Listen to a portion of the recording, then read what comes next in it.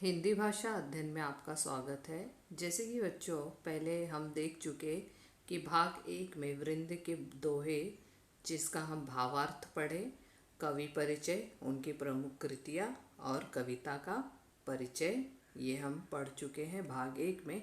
आज हम भाग दो पढ़ेंगे जो इस प्रकार है।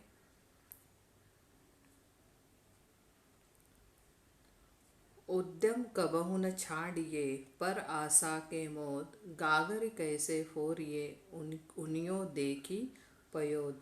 कछु कही नीच न छेड़िए, भलो न वाको संग, पाथर डारे कीच में, उछरे बिगड़े अंग।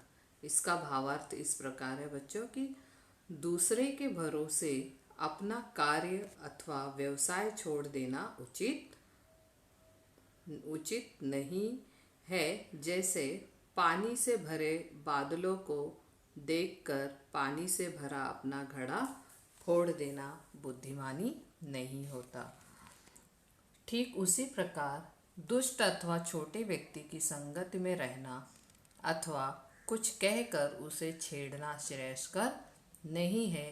जैसे कीचड़ में पत्थर फेंकने से वह कीचड़ हम पर ही उछलकर हमें गंदा कर देता है। इसका अर्थ ये निकलता है बच्चों कि अगर हम दुष्ट व्यक्ति की संगत में आते हैं तो इससे क्या होता है कि हमारी ही हानि होती है।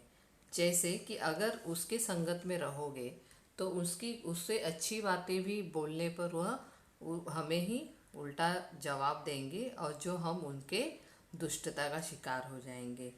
ठीक उसी प्रकार अगर हम कीचड़ में पत्थर फेंकते हैं तो कीचड़ हमारे ऊपर भी उछलकर आ जाता है।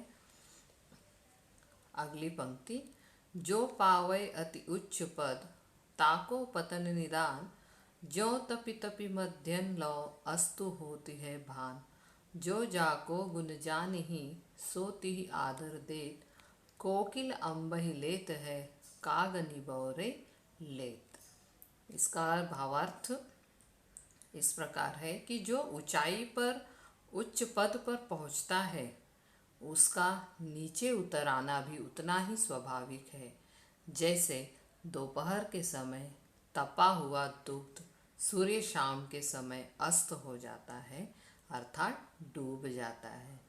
इसका अर्थ यहाँ ये निकलता है कि बच्चों जो व्यक्ति चाहे वो कितनी भी ऊंचाइयों पर क्यों न पहुंचा हो, अगर यदि उसके अंदर अहंकार आ जाता है तो उस ऊंचाई के पद से उसे नीचे आने में जरा भी देरी नहीं लगेगी। ये स्वाभाविक है कि वह नीचे उतर ही जाएगा। ठीक उसी प्रकार दोपहर के समय तप्त दोपहरिया का जो समय होता है वह सूर्यास्त के समय अस्त हो जाता है, अर्थात डूब जाता है। जिसके पास गुण होते हैं उसी के अनुसार उसे आदर प्राप्त होता है। जैसे मधुर वाणी के कारण कोयल को आम प्राप्त होते हैं और कर्कश ध्वनि के कारण कौवे को निबौरी अर्थात नीम का फल प्राप्त होता है। कर्कश अथवा कड़वी वाणी, मधुर वाणी न होकर कौवे की जैसी वाणी है उसको कर्कश कहते हैं। अगली पंक्ति, आप अकारज आप नौ, करत कुबूध के साथ, पाय कुल्हाड़ी आपने, मारत मूरख हाथ। कुल कपूत जान्यो परय, लखि शुभ लक्षण गात, होनहार बिरवान के, होत चीकने पात। अर्थात बच्चों इसका अर्थ ये है कि अविवेक के साथ किया गया कार्य स्वयं के लिए हानिकारक सिद्ध होता है।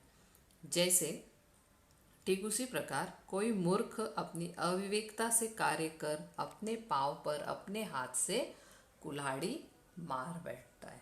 अर्थात इसका अर्थ ये निकलता है कि कोई भी कार्य जो है वो हमें अविवेक के साथ नहीं करना चाहिए। शांतितापूर्वक और विवेकता से ही कार्य करना चाहिए। अगली पंक्ति, पालने में बच्चे के लक्षण देखकर ही उसके अच्छे बुरे होने का पता चल जाता है। जैसे उत्तम बीज के पौधों के पत्ते चिकने अर्थात स्वस्थ पाए जाते हैं। इसका अर्थ ये निकलता है कि बच्चा जब जन्म लेता है तो उसी समय उसका जो लक्षण है उसके वो पता चल जाता है, अच्छे बुरे जो लक्षण होते हैं। ऐसे लोगों का मानना है कि, और ये भी कहा गया है कि जैसे अगर बीज अच्छे उत्तम बीज का पौधा हम लगाते हैं तो उसे पहचानने के लिए हम देखते हैं कि जब वह पौधा धीरे धीरे बड़ा होता है तो उसमें कुछ छोटी छोटी जो पत्तियां आती है, जो चिकनाहट के साथ चमकीले चमकीली पत्तियों के साथ वो पौधा बड़ा होता है, वो पत्ते बड़े होते हैं, तो ये अंदाज़ा लगा लिया जाता है कि यह अच्छा पौधा उगेगा इससे। आगे शब्दार्थ दिए हैं बच्चों जो आपको लिखने हैं और स्वाध्याय के प्रश्न उत्तर लिखने हैं। ये वृंद के दोहे आज हम यही समाप्त करेंगे। धन्यवाद।